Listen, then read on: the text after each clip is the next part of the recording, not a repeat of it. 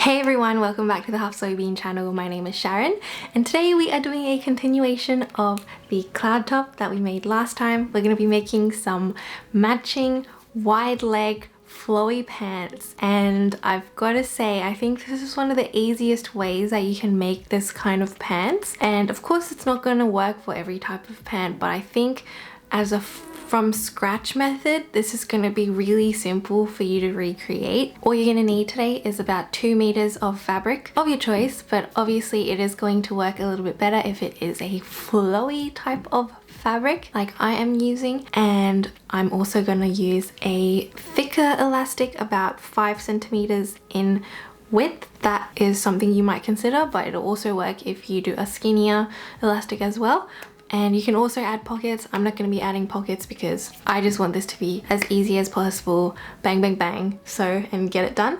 Let's get started. I'm so excited to share this with you. You would have seen me wearing the rust colored pants before, but I'm making another pair for my mum and using the same white fabric as I did for the cloud top. So this fabric is already folded in half, right sides together widthways, and I'm going to fold it again lengthwise as I'm demonstrating here. That's now folded twice and is 4 layers of fabric. Then grab a standard pair of pants that fit you well. These jeans are straight leg, mid-rise, and cut at my ankles for reference. So just get any regular pair of pants that fit you, whether it's pajamas or joggers. Fold your pants in half and lay it up against the fold of the fabric. The outer part of the pant legs should align there. Mark where that is and then move it so that we are approximately doubling the pant leg width. Just mark that down as well.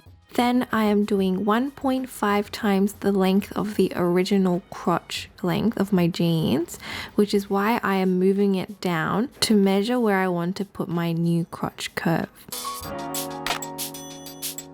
As you can see, I decided to add even more width to the pant leg, and I'll be sharing measurements in a second, but I'm just doing a basic crotch curve. Reminder that we are doing all of this on 4 layers of fabric, but since 2 of the layers are folded, we're going to get 2 pieces at the end, but we are cutting through 4 layers.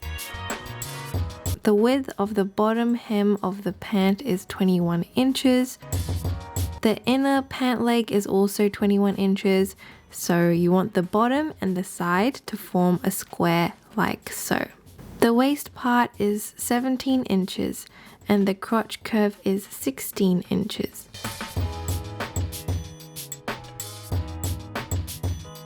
The other thing is, when I'm making pants from scratch, one of the biggest things that kind of intimidate me is that the front curve crotch and the back crotch curve is a little bit different, and that's obviously to accommodate the curve of your bum. But these pants, they're so flowy, heaps of room, we don't even have to worry about that. It's going to be the same front and back, and obviously that means you can wear it back to front, whatever, it doesn't matter. Also, because the outer leg part of the pants are on the fold like that, that's a whole part you don't even have to sew together.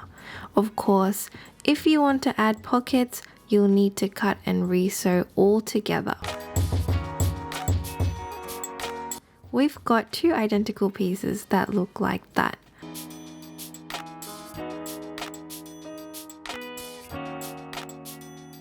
All we have to do now is sew that open edge, which is going to be our inner leg seam.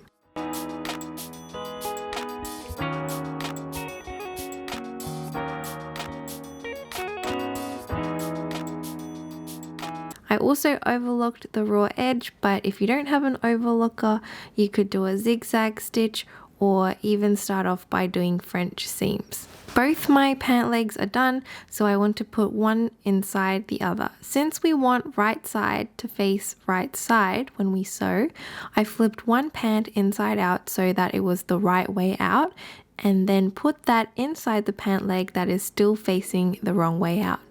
Match it along the crotch curve like so, and sew along the curve.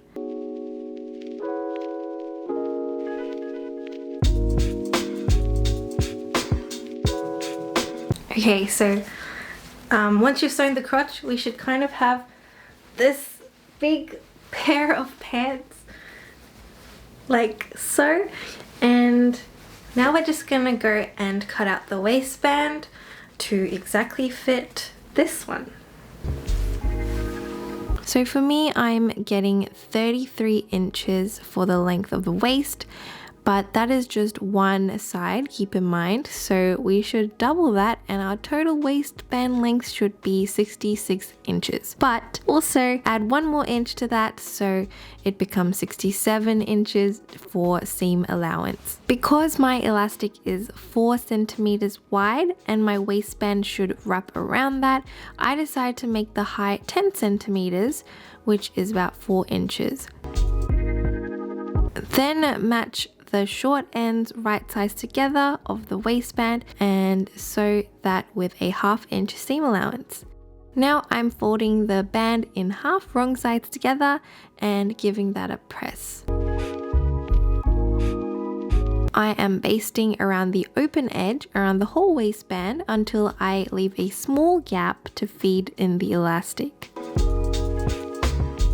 Using a safety pin, I fed the elastic in the tube, and when I got out to the other side, I sewed the ends of the elastic together. Your elastic length should be whatever fits you comfortably around your waist. Then I shuffled the fabric so that it sits evenly on the elastic and began sewing around the circumference so that the elastic doesn't move around or flip. My first stitch is about 1/2 centimeter from the top edge, and I went around sewing as I stretched the elastic. You have to stretch as you go or it probably won't fit you. Then I did another stitch in the middle of the waistband, going around the whole way again and stretching as I go. I can say that this definitely gave me an arm workout. So you can see that the waistband looks like that now, and all we have to do is attach it to the pant. Put the pant inside of the elastic waistband so that the raw edge of the waistband is sticking up, aligning that with the raw edge of the pant as well. Then pin it around the pant, and to do this a bit more easily, marking quarters around the circumference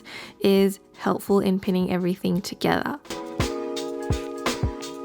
Now we just want to sew it down. I did about a 1/2 inch seam allowance there, and also as before, you must be pulling the waistband as you sew it down to the pant.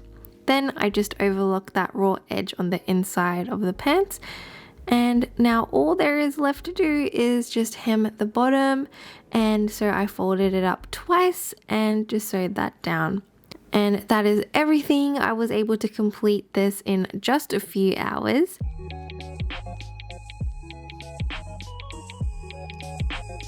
And here is the final look.